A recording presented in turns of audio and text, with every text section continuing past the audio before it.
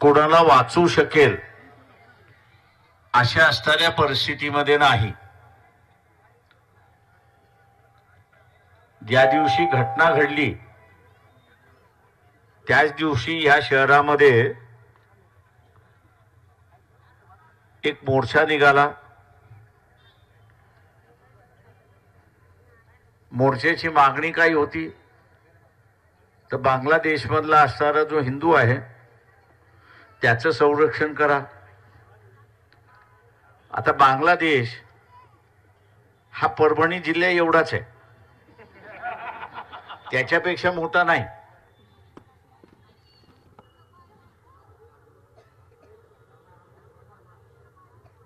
वीज भारत त्याला पुरवतो. बांगलादेशला कापूस कोण पुरवतं तर आपण त्यांना असणारं पुरवतो. सगळ्या आर्थिक नाड्या या भारताच्या हातात आहेत. सरकार कोणाचं आहे ते हिंदूंचं सरकार आहे. काँग्रेसचं सरकार सेक्युलर सरकार स्वतःला म्हणतात, हे आपलं असणारं हिंदूंचं सरकार आहे. मी उदाहरण म्हणून असणारं देतोय. तुमच्या हातामध्ये सगळ्या नाड्या असल्यानंतरही तुम्ही त्यांना वटणीवर आणू शकत नाही. तुम्ही तिथे असताना वटणीवर आणू शकत नाही. याचा अर्थ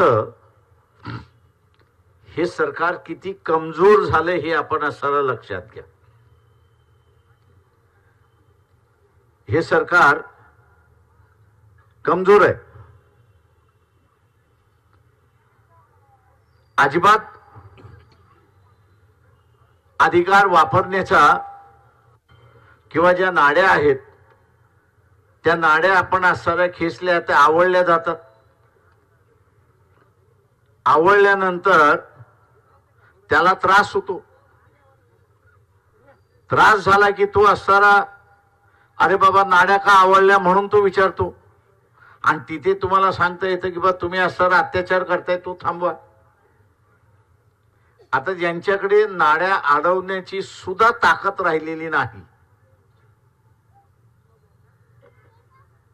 धर्माच्या नावावरती असणारं सरकार घेतलं. आपल्याला त्याच्याबद्दल दुमत नाही, पण राज्य चालवा. राज्य चालवता येत नाही अशी असणारी ही परिस्थिती आहे. आणि म्हणून एकदा नियंत्रण सुटलं मग ते खालपर्यंत नियंत्रण सुटतं हे आपण लक्षात घ्या. मी काही गोष्टी इथे बोलू शकत नाही, पण त्याची असणारी जाणीव आहे.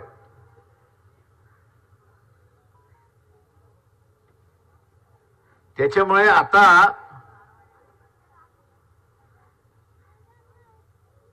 वेळ अशी आलेली आहे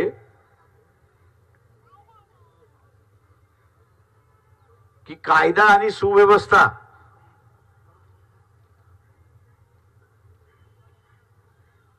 याचं राखण करणं आणि त्याची अंमलबजावणी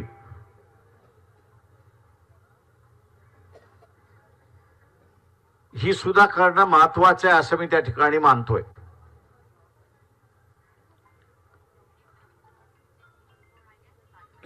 मी असं मानतोय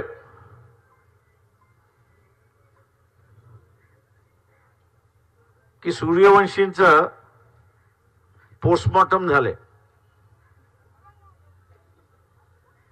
आतापर्यंत पोलीस असं सांगत होते की त्याला हार्ट अटॅक आला, पण त्याला हार्ट अटॅक आलेला नाही. डॉक्टरांनी त्याची सगळी बॉडी असताना तपासली आणि पोलिसांच्या त्याला जी काही मारहाण झाली त्या मारहाणीतून शॉक झाला आणि त्या शॉकमध्ये वारले अशी असणारी परिस्थिती आहे.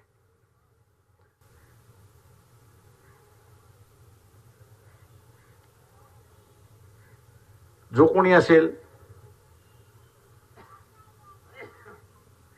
त्याला ही शिक्षा आपण करून घेणारच, पण त्याच्यातला एक संदेश येतो ते आपण लक्षात घ्या. एक संदेश येतो तो लक्षात घ्या. जे काही पेरल्या गेलंय ते आता उगवायला लागले हे आपण लक्षात घ्या. जे पेरलंय ते आता उगवायला लागले. इथं पेरल्या काय गेलं? धर्म पेरल्या गेला आणि द्वेष पेरल्या गेला. धर्म पेरल्या गेलाय आणि द्वेष पेरल्या गेलाय. आता उगवणार द्वेष आणि धर्माचंच पीक.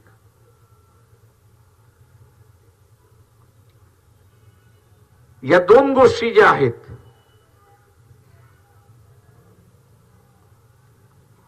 या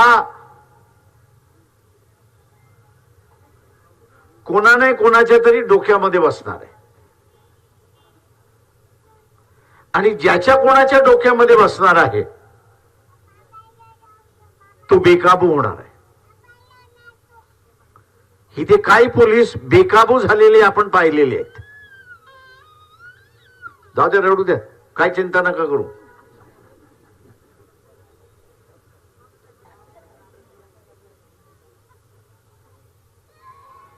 तर आता हा जो बेकाबू झालेला पोलीस जो आहे त्याच्या डोक्यामध्ये काय पेरल्या गेले? धर्म पेरल्या गेलाय आणि द्वेष पेरल्या गेलेला आहे.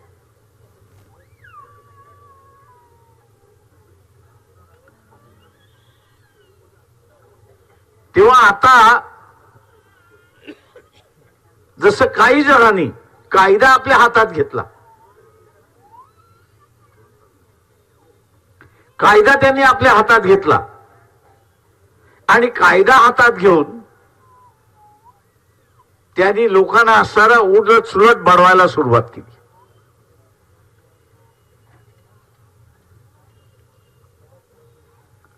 आता ही परिस्थिती जी आहे ही या देशामध्ये वाढत जाणार हे आपण लक्षात घ्या. हे थांबेल असं नाही, हे वाढत जाणार आहे. आणि ह्याला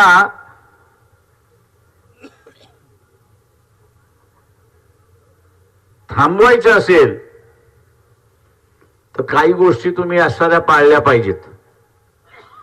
लय जणांना वाईट वाटेल मी जे सांगणार आहे त्याच्यातलं. ते म्हणतील दंगलीचा आणि ह्याचा काय संबंध आहे? तुम्हाला दारू पिणं सोडावं लागेल,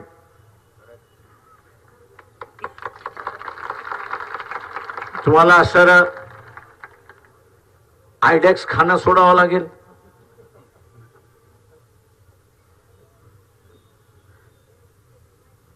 नशा आहे. आयडेक्स लोक बिट्याने ब्रेड वरती लावून खातात. ही नशा आहे, ही सोडावी लागेल. आणि ती सोडून स्वतःला मजबूत करावं लागणार आहे. स्वतःला मजबूत करावं लागणार म्हणजे 4 किलोमीटर पळलं पाहिजे. 4 किलोमीटर कशासाठी पळलं पाहिजे? तर तुम्ही SRP मध्ये गेला पाहिजेत, मिलिटरी मध्ये गेला पाहिजेत, CRP मध्ये गेला पाहिजेत, बॉर्डर सिक्युरिटी फोर्सेस मध्ये गेला पाहिजेत, पोलीस खात्यामध्ये गेला पाहिजे.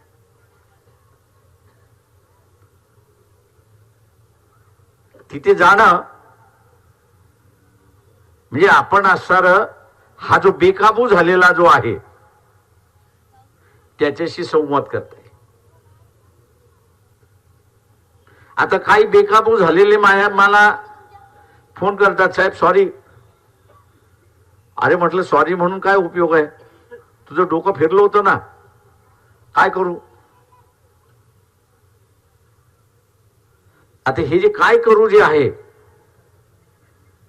असा जो एलिमेंट आता असणारा शिरकाव झालेला आहे, याच्यावरती नियंत्रण करायचं असेल तर या देशामध्ये कोणाचा धर्म काही असो, कोणाची जात काही असो, कोणाचा समाज काय असो, प्रत्येकाला राहण्याचा अधिकार आहे आणि ह्या देशावरती त्याचा अधिकार आहे हे आपल्याला असणारं त्या ठिकाणी पसरावं लागणार आहे. आपण दंगल बघतो, पोलिसांनी केलेला लाठीमार करतो. मान्य आहे मला की ज्यांनी लाठीमार केला त्याला असणारा गुन्हा झाली पाहिजे, शिक्षा झाली पाहिजे, त्या पोलिसाला शिक्षा होईल, मान्य आहे. पण त्याच्यासारखे अनेक पोलीस आहेत या व्यवस्थेमध्ये, म्हणजे नुसतं पोलीस खात्यात नाही, सरकारी खात्यामध्ये आहेत, इतर खात्यामध्ये आहेत, की ज्यांची मी म्हणतोय की जी प्रेरणा इथे असणारे गेले 10 वर्ष, 15 वर्ष, 20 वर्ष झाली, धर्माची प्रेरणा झाली आणि द्वेषाची प्रेरणा झाली. नुसती धर्माची प्रेरणा झाली असती, पेरणी झाली असती तर काही फरक नव्हता. पण या धर्माच्या पेरणी बरोबरच द्वेषाची सुद्धा पेरणी त्या ठिकाणी पेरण्यात आली. आणि म्हणून इथला सगळ्यात मोठा बळी जर कोण गेला असेल तर विश्वास हा सगळ्यात मोठा बळी घेतला, हे आपण लक्षात घ्या. आणि हा विश्वास बळी गेल्यामुळे आपण एकमेकांकडे असणाऱ्या संशयाच्या वातावरणात त्या ठिकाणी पाहतोय, अशी परिस्थिती आहे.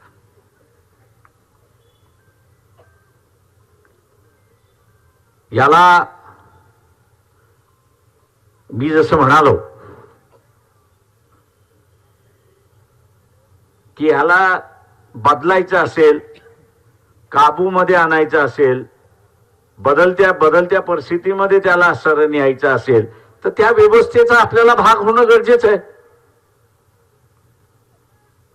त्या व्यवस्थेचा भाग होणं गरजेचं आहे आणि त्या व्यवस्थेमध्ये आपण जर गेलो तर आपण त्याच्यावरती नियंत्रण करू शकतो, अशी असणारी परिस्थिती आहे.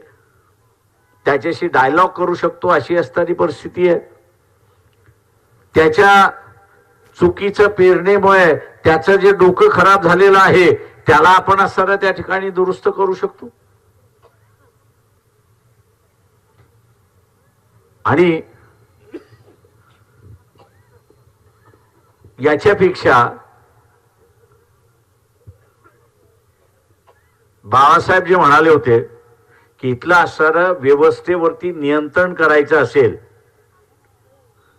व्यवस्थेवरती नियंत्रण करायचं असेल तर स्वतःची झोपडी असली पाहिजे, हे बाबासाहेब म्हणत होते.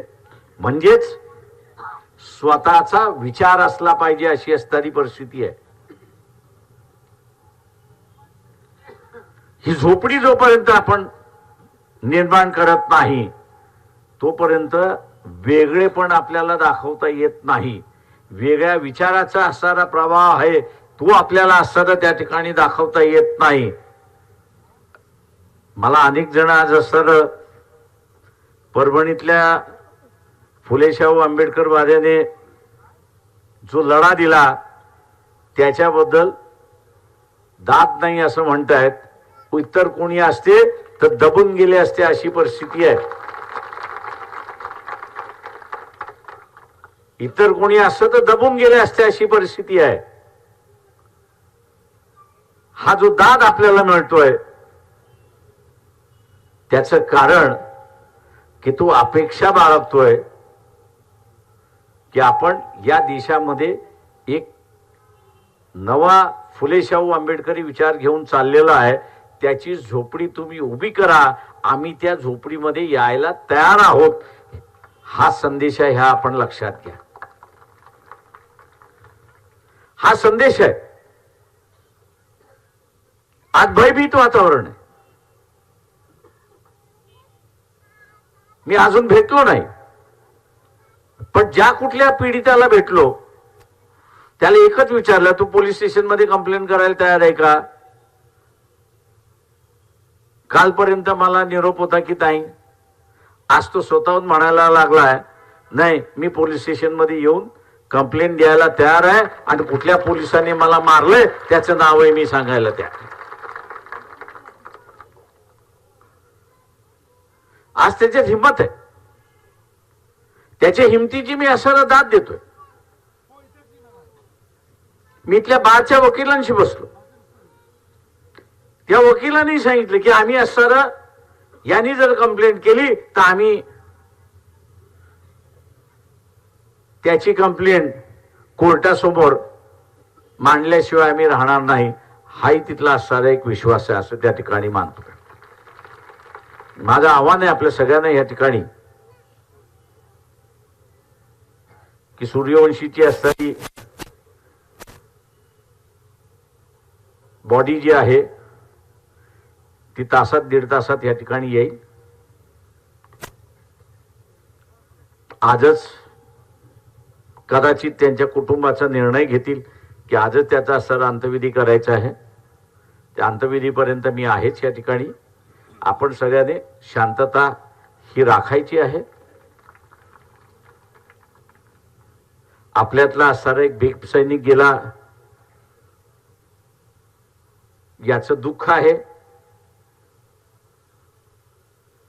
एक लढणारा योद्धा आपल्यातून निघून गेला हेही आपलं असणारं एक मोठं नुकसान आहे असं मी त्या ठिकाणी मानतोय.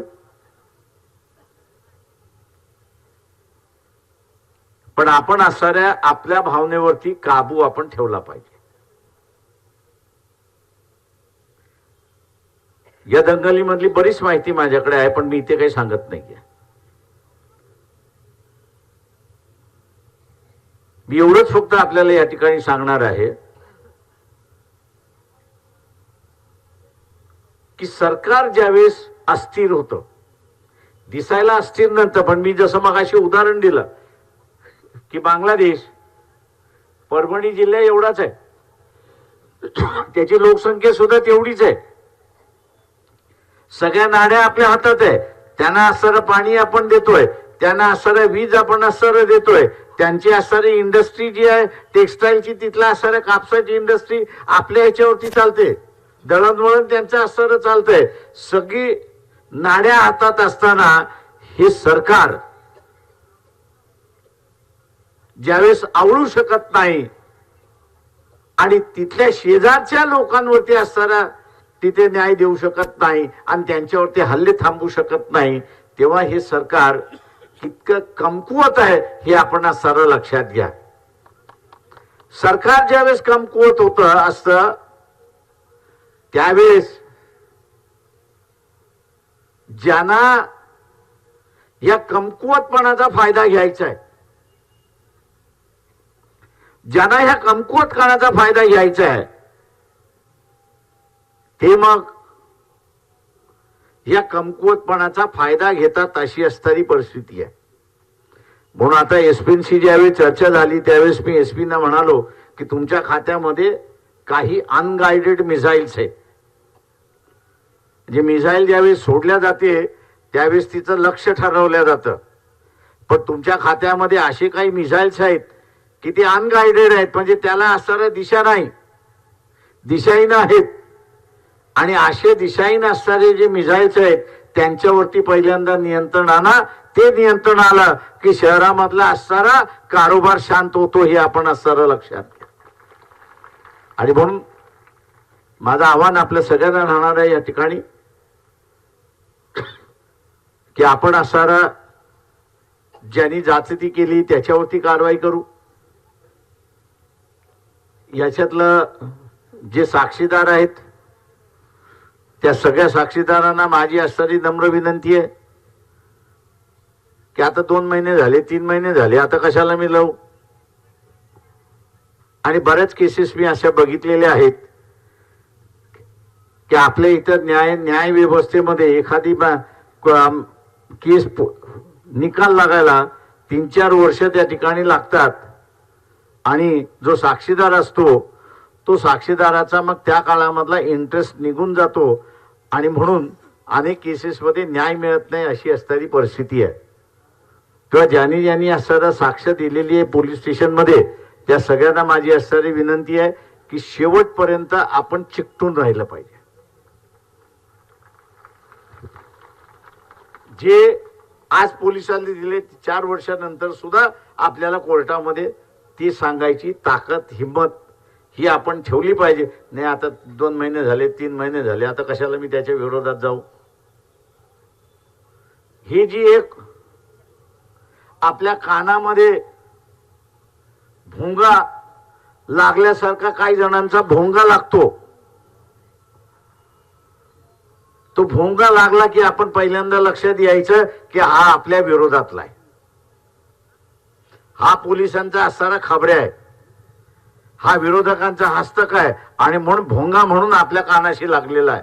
तर ह्याच्यापासून वाचायचं हे आपण असणारा लक्षात घ्या. आणि हे जर आपण केलं तर ज्या कोणी पोलिसांनी किंवा ज्या कुठल्या व्यक्तीने अत्याचार केलेला आहे त्याला सजा झाल्याशिवाय राहणार नाही एवढं आपण असणारा लक्षात घ्या. आणि म्हणून आपण सगळेजण या ठिकाणी 1-2 मिनिटं जिथे उभे आहात बसलेले आहात तिथेच बसून आपण सूर्यवंशी यांना श्रद्धांजली अर्पण करायची आहे. किंवा आपण जिथे आहात तिथेच उभे राहा. मी सावधान म्हटलं बसलेले बसून ना, जे बसलेले आहेत त्यांनी बसून राहा, जे उभे आहेत त्यांनी उभे राहा.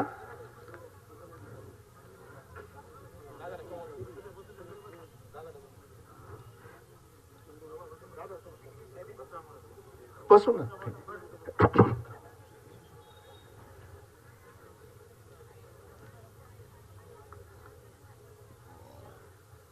सगळ्यांनी शांतता राहा.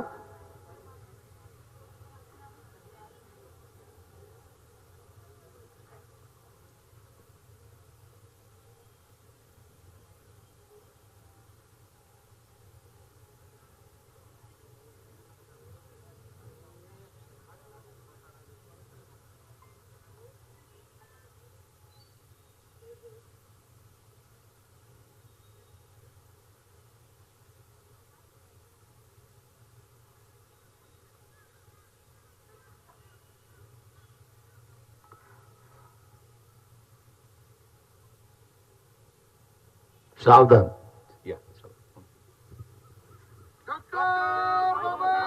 करांचा डॉक्टर बाबासाहेब आंबेडकरांचा भारतीय संविधानाचा